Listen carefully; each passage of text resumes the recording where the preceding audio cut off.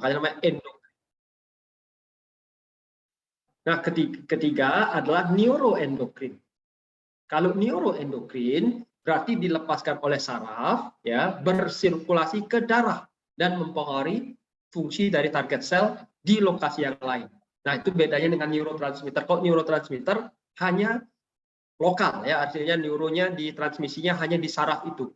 Tapi neuroendokrin dari sel saraf, ya, kalau endokrin kan lewat pembuluh darah, kalau neuroendokrin lewat sel saraf. Ingat yang kemarin saya bilang hormon adrenalin, nah itu termasuk dari bagian sangsangan saraf menuju adrenal. Cuman kalau adrenalinnya masuk lewat darah, ya, adrenalinnya ya, itu mempengaruhi sistem-sistem seluruh tubuh. Kalau noradrenalin dia lebih pada neuroendokrin. Makanya noradrenalin kan cuma 20% diproduksi di kelenjar medula dari adrenal, 80% adalah bentuk adrenalin. Nah, yang keempat parakrin. Parakrin tadi disekresikan di sel ekstraseluler cairan dan mempengaruhi daerah sekitarnya, tetangga ya, sekitarnya. Ingat waktu kita bicara reproduksi pria? Nah, itu adalah kayak testosteron yang dihasilkan sel Leydig, ya, sebagian disirkulasikan kalau dia ke seluruh tubuh jadi fungsi endokrin, kalau dia bekerja di sel sotoli dalam pematangan spermatozoa, dia fungsinya parakrin, karena hanya di sekitarnya. Nah, kalau autokrin bagaimana? Autokrin yang bekerja di dalam sel itu sendiri. Ya, di dalam sel itu sendiri. Jadi dia ada feedback negatif terhadap sel itu sendiri. Ya. Nah, yang keenam adalah sitokin, yang merupakan suatu peptide. Peptide itu golongan ini ya, rantai amino acid yang disekresikan dari sel menuju cairan ekstraseluler dan bisa bekerja sebagai fungsinya autokrin, parakrin, dan endokrin. Nah, salah satu yang apa namanya kita kenal waktu kondisi COVID ya tadi badai sitokin. Ya, jadi ini salah satunya sel lemak, ya, diproduksi oleh ini ya, adiposit, sel lemak. Nah, ya, ini adiposit. Maka itu kalau saat orang yang obesity, sitokinnya akan sangat tinggi, ya. Jadi meskipun orang obesity tadi tidak ada komorbid lain ya, jadi tensinya normal, gulanya normal, tapi karena sitokinnya tinggi dia menjadi badai sitokin karena sel lemaknya banyak, ya. Nah, ya, endokrinologi adalah tadi ya studi atau ilmu yang mempelajari keseimbangan homeostasis ya, kimia homeostasis yang akan dipengaruhi aktivitas dari hormon-hormon yang terlibat. Nah, di sini kalau endokrin sini terdiri dari suatu kelenjar yang tidak ada ductus ya, beda sama eksokrin. Kalau eksokrin ada ductus. Contoh yang kemarin saya bahas yang ini, sorry, ingat ya kemarin ya. Yang pankreas mana ya, pankreas ya, ini pankreas ya. Jadi yang ada ductus ini kan disalurkan ya, ini ductus disalurkan, ini dia kerjanya eksokrin ya, kerjanya eksokrin. Kalau yang pankreas ini islet-isletnya islet-isletnya ini ya, ini endokrin karena dia apa, masuk ke ekstraseluler, masuk ke pembuluh darah. Kalau yang ductus dia masuk ke suatu saluran yaitu pencernaan, itulah adalah eksokrin. Masih ingat ini gambar kemarin?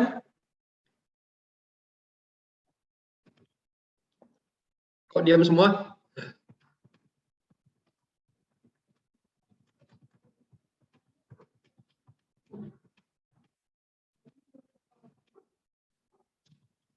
Ya, oke, ya, jadi itu fungsinya ya. Nah, ini ya itu gambaran secara umum. Jadi sebagian besar ini ya ini Hindu ya.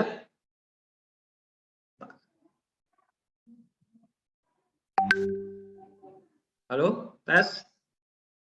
Suara saya masih terdengar nggak? Oh, nggak ada respon? Masih dokter, ya sebagian besar. Ya gitu dong responnya. Ini soalnya saya pakai data ini, nggak tahu nih, mudah-mudahan sinyalnya masih tetap bagus ini ya. Oke, nah kalau kita di Hindu ya, di dalam Bhagavad Gita itu kan kalau nggak salah, di dalam yogis ya, itu ada 7 cakra ya, 7 cakra ya, 7 of chakra of human body. Nah ini mungkin kita lihat di sini adalah karena ingat zaman dulu kan orang tidak istilahnya tidak ada alat untuk meneliti, jadi mereka hanya melihat fenomenanya. Ya. Nah di sini kalau kita lihat di sini perbandingan Ya. Gimana? Sudah kelihatan? Ya, kalau kita bicara nih, misalnya ini crown chakra, ya, crown chakra, ya, crown chakra ini memang identik dia dengan hipotalamus, ya, itu yang kontrol pusat utama. Terus ada yang mata disebut cakra mata ketiga atau third eye chakra, ini lebih identik pada pituitary. Pituitary lebih bekerja sebagai kontrol kedua. Nah, kemudian ada throat chakra. Nah, ini mungkin identik sama thyroid yang kita bahas kemarin ya, thyroid di sini. Dia mengontrol metabolisme. Kemudian ada heart chakra, chakra jantung ya. Nah, kita tahu yang mengendalikan jantung itu terutama adalah simpatetik, saraf simpatetik yang disupport atau ditunjang oleh hormon-hormon adrenalin yang dihasilkan oleh kelenjar adrenal, ya bagian medula, ya yang medula itu dia adrenalin dia identik pada heart chakra. Nah, kemudian ada solar plexus. Solar itu apa kira-kira? Ayo, apa itu solar? Matahari, dokter. Ya. Berhubungan Gimana? dengan matahari. Ya, solar itu berhubungan dengan matahari, dokter. Matahari. Nah, bagus. Matahari ada terbit, ada terbenam. Inilah yang kita identikan dengan pankreas kemarin. Ya kan? Saat gula darah tinggi, insulin yang keluar. Saat gula darah rendah, glukagon yang itu ibarat kayak siang dan malam. Inilah yang identik dengan solar chakra. Nah, terakhir ada sacral chakra. Ini yang kita identikan dengan adrenal, tapi bagian korteknya, ya, yang menggantikan stres, keseimbangan elektrolit, segala macam, termasuk fungsi androgen lemah pada tubuh. Terakhir adalah root. Root itu apa, root? Root itu apa? Root. Akar, dokter. Akar. Nah, itulah bagian dari genital kita, akar kita ada di sana. Dalam spermatozoa, dalam sel telur ovum itu akarnya di sana. Sehingga nanti pada saat itu bertemu maka menghasilkan individu baru dan seterusnya ya. Jadi ini konsep ya kita bisa bilang apa ya istilahnya fenomena zaman dulu orang tidak bisa menjelaskan sistem endokrin yang menjelaskan dengan sistem cakra tadi. Tapi dengan kita mengetahui sekarang sistem ini ya tentu kita bisa menjelaskan dengan lebih ilmiah, saintifik ya, tidak hanya berdasarkan fenomena. Oke, saya lanjut fungsi. Ya, jadi beberapa regulasi yang tentu pertama adalah metabolisme dan pematangan jaringan. Ya, kemarin kita sudah bilang kalau tidak ada kortikosteroid, kortisol, tidak terjadi pematangan paru-paru sehingga pada bayi yang prematur nggak bisa berkembang parunya. Ya, makanya harus diberikan kortikosteroid. Ya, metabolisme tentu. Jadi kemarin kita sudah bahas dikontrol sepenuhnya oleh hormon thyroid. Ya. Jadi kalau nggak ada hormon thyroid nggak bisa, ya, metabolismenya langsung rendah. Terus regulasi ion, ya. Nah, ingat kemarin ya pada saat ingat waktu kita bilang apa aldosteron dia pada saat natrium kita rendah aldosteron akan dikeluarkan untuk menahan natrium, sodium tadi natrium ya, sehingga nanti hanya keluar pH yang tadinya asam pelan-pelan akan kembali normal. Jadi adalah regulasi ion termasuk pH ya dalam hal ini pH ya. Kalsium kita sudah bahas kemarin ada apa? Ingat yang kalsium kalau kalsiumnya rendah apa yang akan yang bekerja nanti kalau kalsiumnya rendah? Biar bisa meningkat kadar kalsiumnya, ayo. Baru minggu lalu tuh saya jelaskan, ayo.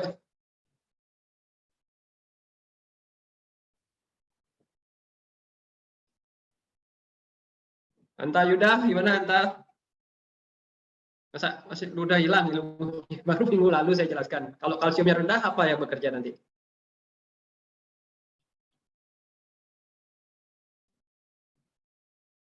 Anta Yuda? Oma? Iya, Dok. Ya, dokter. Kira-kira apa? Kurang tahu, dokter. Ya, gimana nih? Ingat kalau kalsiumnya rendah, maka dia akan ngambil dari tulang, dia meningkat penyerapan di usus, menghambat pengeluaran di ginjal. Hormonnya apa kira-kira? Sudah saya bantu segitu banyak loh. Ayo, siapa? Loh, Ade Saraswati, gimana loh? Oh, Ade? Loh, Ade Saraswati? Iya, dokter. Hormon yang mana? Itu kan minggu lalu saya jelaskan. Kalau kalsiumnya rendah, ya akan mengambil dari badan kita, Dia meningkatkan penyerapan, menghambat pengeluaran. Hormon apa yang bekerja? Hormon paratiroid, dokter. Iya betul, 100 UHT ya. Sebaliknya, kalau konsentrasinya tinggi, maka hormon apa yang akan memasukkan kalsium ke dalam tulang? Ananda Pramesti. Tadi kan kalau rendah, nah sebaliknya sekarang kalau tinggi, apa yang memasukkan si kalsium tadi ke dalam tulang?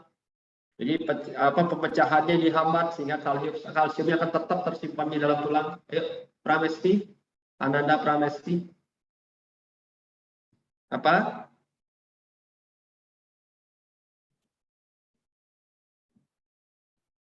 Ananda Pramesti.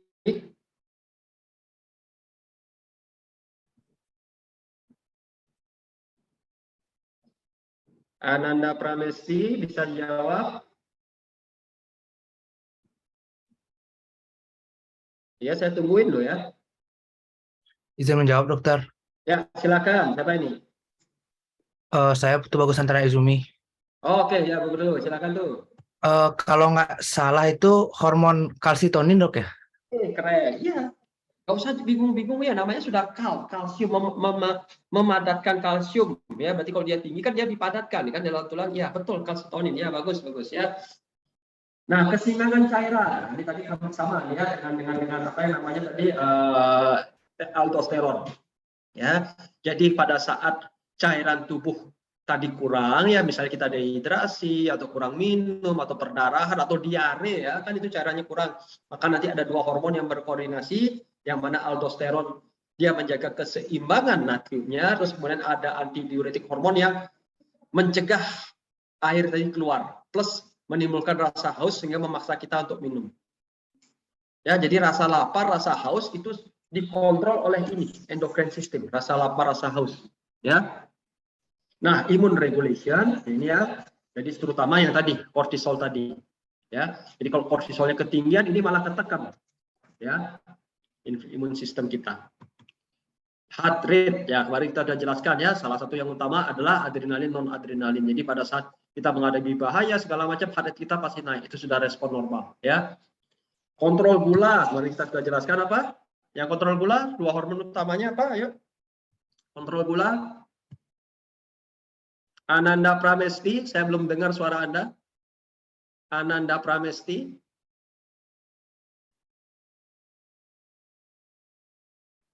Ananda Pramesti. Maaf sebelumnya, dokter. Ya. Mic saya ada masalah. Ya, silakan sekarang coba dijawab Ananda Pramesti. Ya, kontrol gula yang mana? Insulin, dokter? Kalau gulanya terlalu rendah apa? Yang meningkatkan kalau gulanya terlalu rendah.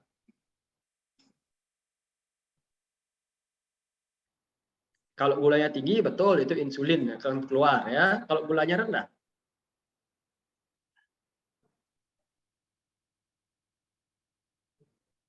Putu Anggi Wirayani. Hormon glukagen, dokter. Oke ya, berarti masih nyangkut dikit-dikit, bagus ya.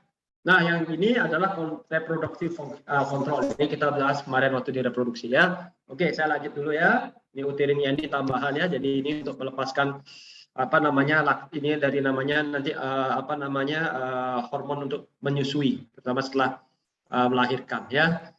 Jadi nanti ada namanya prolaktin ya, itu salah satu hormon yang mengontrol. Oke, saya lanjut ya.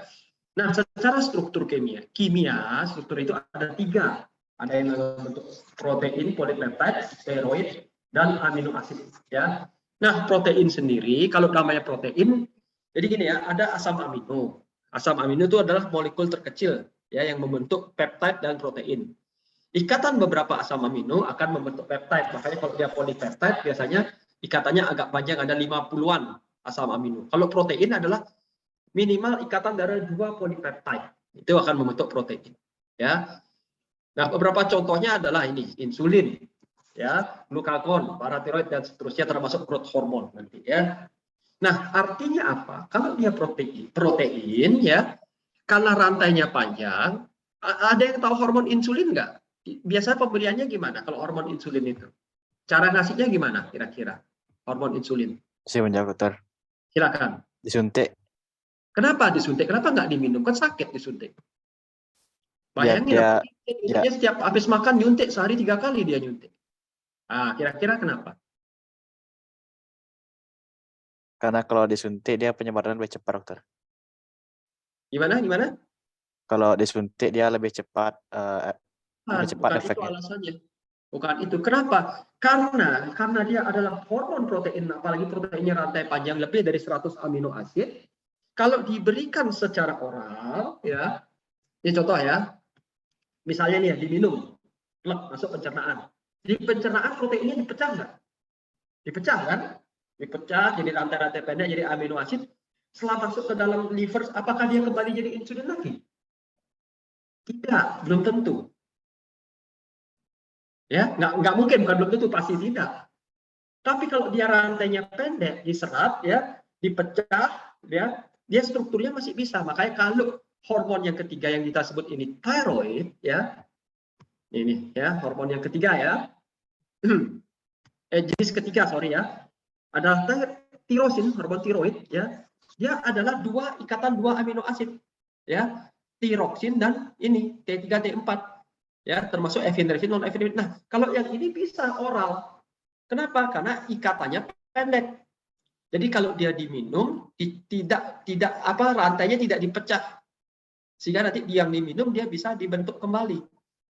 Tapi kalau rantai panjang dipecah nggak bisa dibentuk kembali. Sehingga ya hormon-hormon kayak insulin, growth hormone apapun tidak mungkin diberikan secara oral. Karena akan dipecah. Jadi harus disuntikkan. Itu dasarnya. Ya, bukan masalah lebih cepat lebih lambat, tidak ya. Orang pasti akan lebih nyaman kalau dia tidak harus disuntik. Siapa mau disuntik kan menderita ya, apalagi sehari 3 kali nyuntik. Nah, yang berikutnya adalah golongan steroid. Steroid adalah dihasilkan dari ya kelenjar adrenal, ya dari kelenjar gonad, kelamin, ya estrogen, progesteron, testosteron dan seterusnya. Nah, uniknya kalau steroid tadi ya struktur partikelnya dia tidak terlalu besar dan dia bisa menembus dinding sel. Dia bisa menembus dinding sel. Ya, sehingga kalau setelah diproduksi dia akan menembus dinding sel sehingga hormon yang di dalam kelenjar tadi dia tidak akan banyak tersisa. Pernah dengar ini salah satu yang mitosnya itu apa? Makan torpedo kambing. Nah, ini yang cowok-cowok, apa itu torpedo kambing? Ada yang tahu enggak? Apa itu torpedo kambing? Ayo yang cowok-cowok. Kan ada nih, yang ini sate kambing, terus dia ada menyajikan namanya torpedo kambing. Kira-kira apa? Izin menjawab dokter. Testis Silakan. kambing dokter. Betul, testis kambing. Secara apa ya? Secara apa namanya ya? Secara idenya kan bagus karena kan testis memproduksi testosteron kan? Nah, supaya testosteronnya dia meningkat, ya makanlah testisnya si kambing misalnya ya. Kalau testisnya manusia kan susah nyarinya ya. Tapi jangan lupa, testis yang masih dihasilkan kan testosteron, hormonnya adalah steroid. Sehingga begitu dihasilkan, dia nembus dinding sel langsung masuk ke darah, sehingga kadar testosteron yang tersisa tidak banyak. Tidak banyak. Sehingga makanya itu disebut mitos. Jadi makan testis kambing tidak akan meningkatkan kadar testosteron, tidak akan. Karena apa? Testosteron yang dihasilkan sudah dilepas ke tubuh kambing itu sendiri. Mau kambing, mau sapi, mau kudanil sama. Bahkan mau manusia sekalipun. Beda dengan yang polipeptide. Itu kenapa zaman dulu insulin itu diekstrak dari pankreasnya hewan. Bisa. Kenapa? Karena dia hormonnya tidak bisa menembus dinding sel sehingga masih ada di dalam kelenjar sehingga bisa diekstrak. Sama juga dengan tiroid, ya. Bahkan sampai sekarang kalau kita namanya Amor tiroid itu diambil atau diekstrak dari tiroid babi. Kenapa? Karena memang masih ada di sana.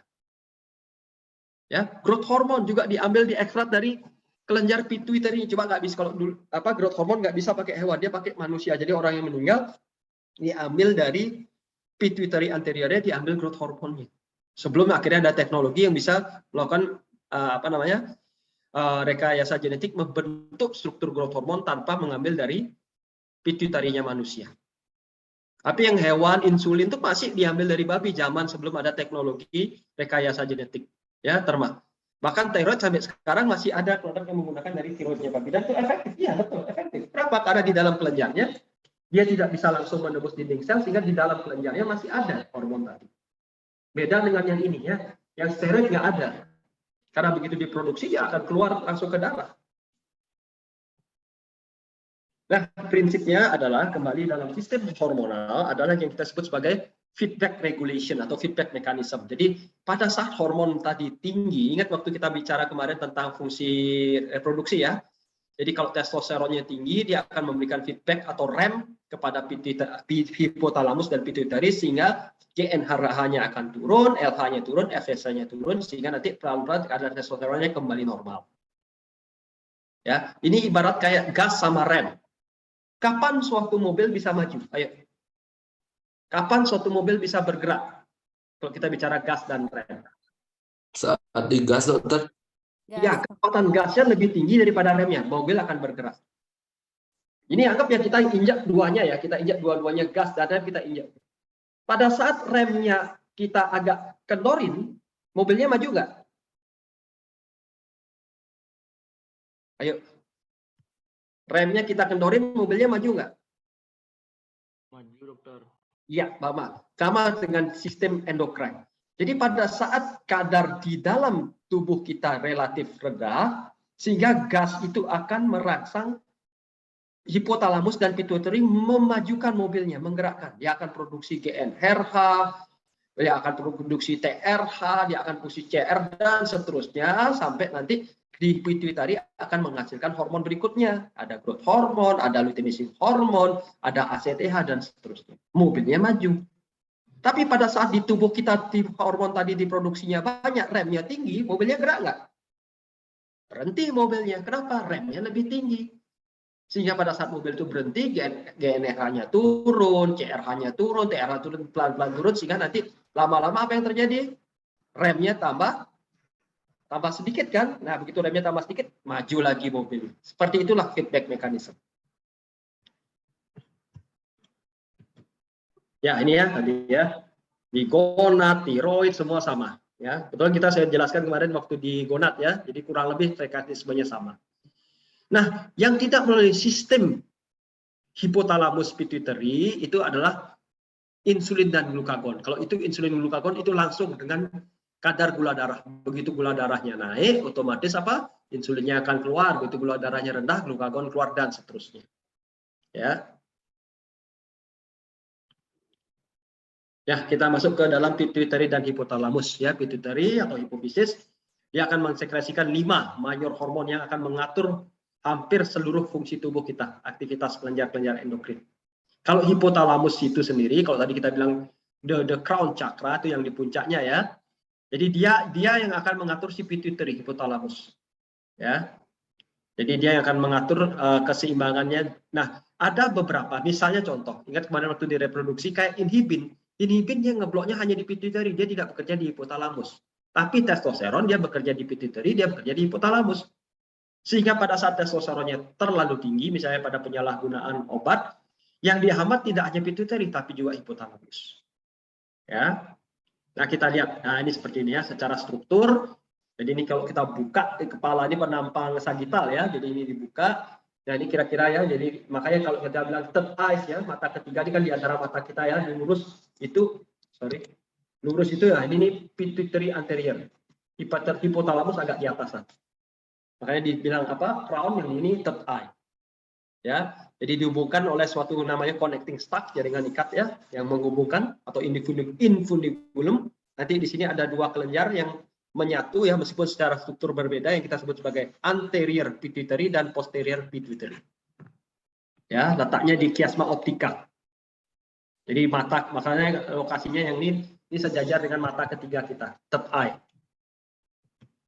Nah, kecil sekali pituitary tadi ya, ukurannya hanya 1 sentian diameter dengan berat 0,5 sampai 1 gram, kecil sekali. Ini salah satu kelenjar terkecil, tapi efeknya ngontrol seluruh tubuh. Itu hebatnya ya, kecil tapi dia kontrol seluruh tubuh. Lokasinya tadi di bagian bawah dari hipotalamus ya, berhubungan tadi jaringan stalk tissue yang kita sebut sebagai infundibulum ya. Infundibulum ini stalk yang ini yang Ini ya, connecting stack ini adalah infundibulum yang menghubungkan hipotalamus dengan pituitary.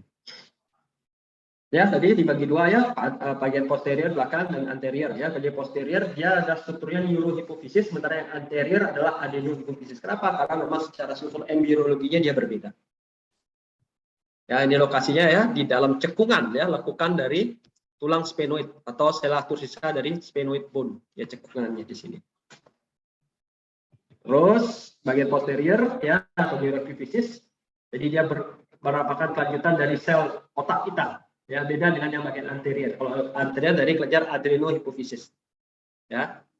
Nanti di sini bagian anterior ya terdiri dari pars tuberalis, intermedia dan distal ya. Itu bagian yang karena nanti hormonnya kan sebagian besar adanya di anterior sebagian besar. Yang di belakang cuma 2 hormon ya. 7 di depan. Bagian anterior ya, jadi di sini adalah secara embrionik ya, dia merupakan kelanjutan dari bagian dari oral cavity ya.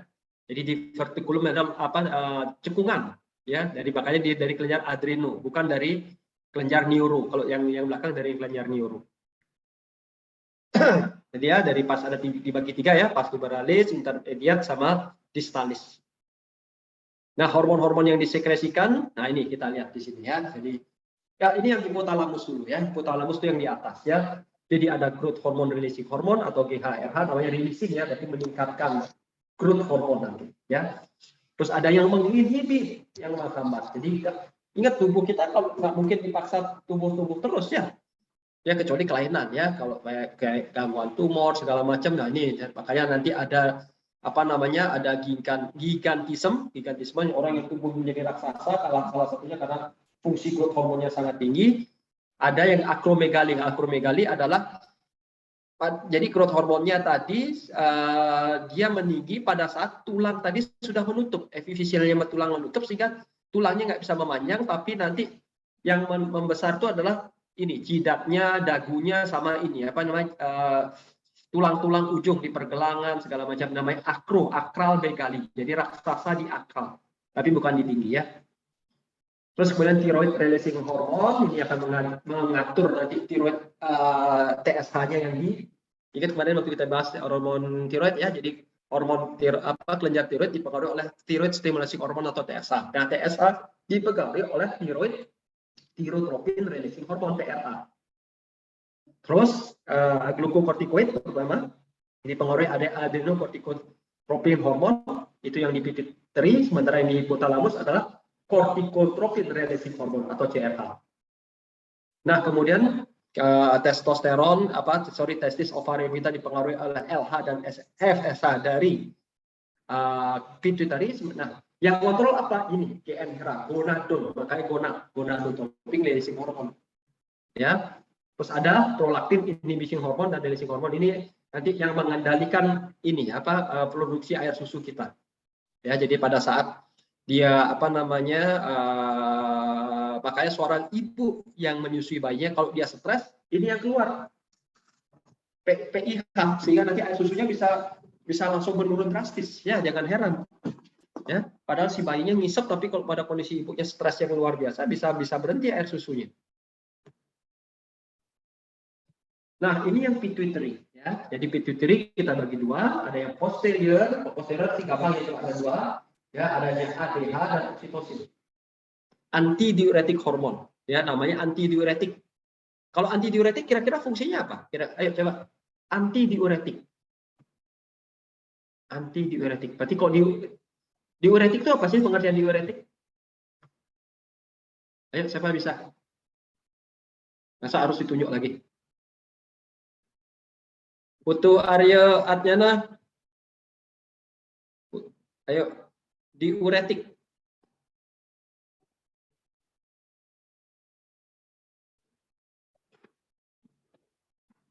Putu Arya. Jawab dokter. Ya, silakan. Untuk mengontrol jumlah air yang diserap kembali oleh ginjal, dokter. Kalau mengontrol air yang diserap, ya dia ada peranan, tapi itu lebih nanti di aldosteron juga. Ya ada 2 sih ya. Tapi anti diuretik, artinya dia diuretik kan kencing. Kalau anti supaya jangan kencing. Ya, ini adalah kontrol di mana saat cairan tubuh kita rendah, yang keluar dihambat, ya. Jadi kan kita dihambat kencing kan antidiuretik nggak kencing ya, nggak ingin kencing ya. Dan satu lagi, si antidiuretik hormon ya, karena posisinya dia di hipotalamus, ya di pituitary ya, dia akan merangsang sensasi haus kita. Jadi ini dia akan meningkatkan di ginjal ya. Jadi absorpsi air ditingkatkan supaya airnya nggak keluar sehingga jadi kencing, diserap lagi. Yang kedua adalah dia merangsang rasa haus sehingga kita akan minum sehingga cairan akan tercukupi kembali. Terus kemudian ada oksitosin. Nah ini ya tadi. Jadi pada saat Anda habis melahirkan ya, jadi uterusnya akan berkontraksi ya, jadi meningkatkan kontraksi uterus plus akan merangsang atau mengeluarkan ini susu, cairan susu yang pertama itu oksitosin. Kalau produksi susu itu prolaktin ya, yang berkontraksi sehingga cairan tadi bisa keluar adalah oksitosin. Ya, nah kemudian kita ke anterior pituitary atau adenohipofisis. Ya, tentu yang salah satu utamanya adalah growth hormone, ya, hormon pertumbuhan. Ya, karena dia bekerja di seluruh jaringan, ya, meningkatkan pertumbuhan, ya. Jadi peningkatan amino asid yang bersifat anabolik, makanya sering disalahgunakan, ya. Memecahkan jaringan lemak, sehingga sering juga disalahgunakan sebagai sarana ini. Jadi kalau dia aging dianggap sebagai hormon dewa, ya, karena membuat orang awet muda. Ototnya meningkat karena ada increase amino acid uptake, fatnya di breakdown sehingga terjadi lebih slim ya, dan seterusnya. Tapi jangan salah, dia juga meningkatkan sintesis glikogen ya, dan meningkatkan gula darah. Ini yang terjadi pada orang yang menyalahgunakan growth hormone, terjadi apa? Diabetes. Ya, ingat tubuh kita tuh, badan kita sudah terlalu cerdas untuk Anda bodoh-bodohin. Pada saat Anda menyalahgunakan, terjadilah gangguan keseimbangan dan akhirnya jadi muncul berbagai macam penyakit. Yang berikutnya adalah thyroid stimulating hormone. Ini kita sudah bahas kemarin ya. Jadi ini yang membuat kelenjar tiroid kita akan menghasilkan ini hormon-hormon T3, T4 tadi. Terus adenocorticotropic hormone ya. Oke, ini dia nggak bingung. Ini ya. GHRH akan menghasilkan growth hormone ya. TRH ini ya, TRH akan menghasilkan ini TSH. Terus kemudian TRH ya akan menghasilkan ini ACTH. Nah ini ya, biar nggak bingung ya. Nanti ACTH nanti kelenjar adrenal, baru dia akan meningkatkan ini glucocorticoid atau kortisol tadi. Nah kemudian ini kalau ini lipotropin dia tidak dari di hipotalamus, dia memang bekerja sendiri di pituitary gland. Ya, lipotropin dia bekerja di jaringan lemak untuk memecahkan ini. Ya, makanya ini beberapa sekarang lagi dicoba penelitian untuk mengaktifkan lipotropin. Ya, kemudian beta endorfin. Ya. Terutama di otak, ini makanya sering disalahgunakan ya, pada saat orang menyalahgunakan morfin. Nah ini ya, padahal kita sebenarnya kan sudah ada endomorfin ya. Nah, endorfin itu ada endomorfin, morfin di dalam badan. Ya, jadi efek analgesia ya, jadi menimbulkan rasa ini, tapi dia juga menghambat GnRH. Sehingga jangan salah, orang yang menyalahgunakan marijuana atau apa ya, itu bukan tambah maco, tidak ya, tambah impoten ya. Berarti kenapa GnRH-nya malah rendah? Sehingga hormon testosteronnya otomatis akan rendah juga. Ya. Terus kemudian ada melanocyte stimulating hormone, dia bekerja di sel kulit, melanosit di kulit, meningkatkan produksi melanin. Nah, ini akan menimbulkan warna gelap ya. Warna gelap pada kulit. Ini di pituitary juga ya. Terus kemudian ada luteinizing hormone. Nah, ini ya hormon yang akan menghasilkan apa? Kalau di ovarium dia akan menghasilkan estrogen progesteron, kalau di testis dia menghasilkan testosteron, ya, termasuk produksi spermatozoa, pematangan spermatozoa.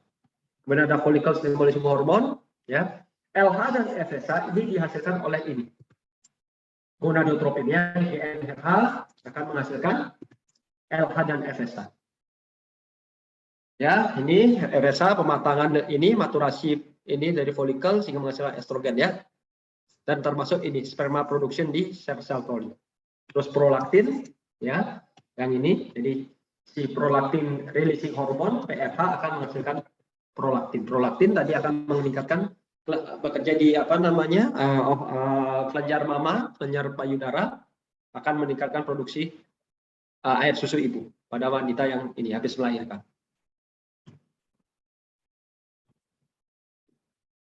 Oke, ini tiroid sudah kita bahas.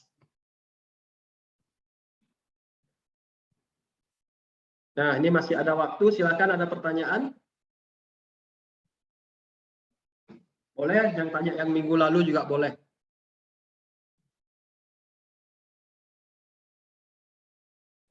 Harusnya ini sama tiroid ya, jadi balance ya, kemarin kejar-kejaran, ini waktunya masih ada sekarang. Gimana, ada pertanyaan? Silakan.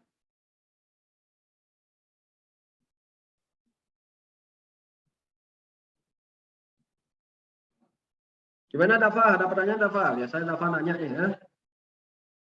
Belum ada, Dava, dokter. ya, Belum ada, dokter. belum ada. Oke. Ini satu nih.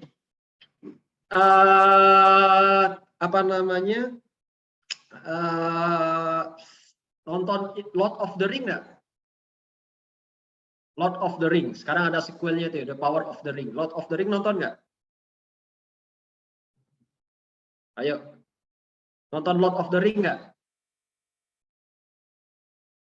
Hah? Kalian nonton apa? Nonton Korea doang?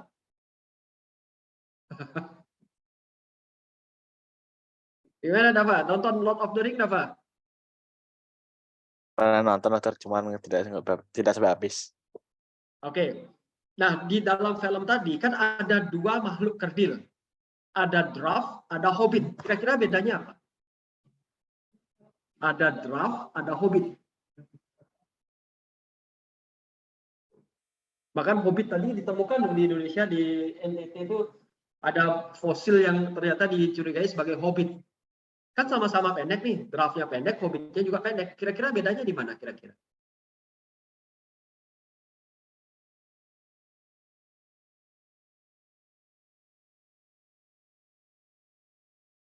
Bukan stunting loh, lain ya. Stunting lain lagi ya. Kalau stunting sampai dia hanya badannya yang kecil, intelektualnya juga rendah.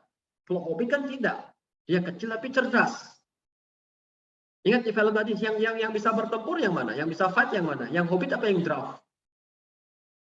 Dwarf, dokter. Hobbit dokter. Draft ya, hobbitnya bertempur tapi kan ini pertempurnya asal-asal ya inilah ya. Tapi si draft tadi kan bahkan dia bisa compare melawan tubuh yang lebih besar. Nah, kalau kita teliti di sini, draft atau orang kerdil secara struktur bone skeletal muscle-nya dia tetap berkembang normal, cuma dia pendek. Bone-nya gede. Ya, coba kamu bandingkan orang kerdil ya, kalau kamu ini orang kerdil ya. Antara rasio lebar pergelangan dengan tingginya itu bahkan rasionya bisa lebih gede daripada orang normal. Bone structure-nya dia lebih, sorry saya mati kata, sorry ya. Sorry. Bone structure bilanglah pergelangan tangan ya, itu bone structure-nya dia ya. Dia relatif lebih tebal dibanding tinggi badannya dia. Kan ada orang tinggi tapi tulangnya kecil kan. Draft itu secara struktur tulangnya gede meskipun dia pendek. Makanya dalam itu dia bertarung segala macam ya seperti orang normal. Tapi hobbit secara struktur kecil. Nah, ini dicurigai apakah yang hobbit tadi memang secara produksi growth hormonnya tidak optimal sehingga tidak hanya tinggi badannya tidak bisa ini tapi juga struktur tulangnya jadi small bone. Itu hobbit. Draft ya, kalau orang kecil kan biasanya memang ada masalah genetik ya. Jadi dia tidak bisa tinggi tapi struktur tulangnya tetap besar. Itu bedanya. Oke, ada pertanyaan yang lain? Mang Anta gimana, Mang Anta? Cukup, Mang Anta? Kalau tidak ada pertanyaan, saya akhiri. Cukup, dokter. Kalau memang teman-teman tidak ada pertanyaan, dokter. Ya. Terima kasih, dokter. Terima kasih dokter. Terima kasih dokter.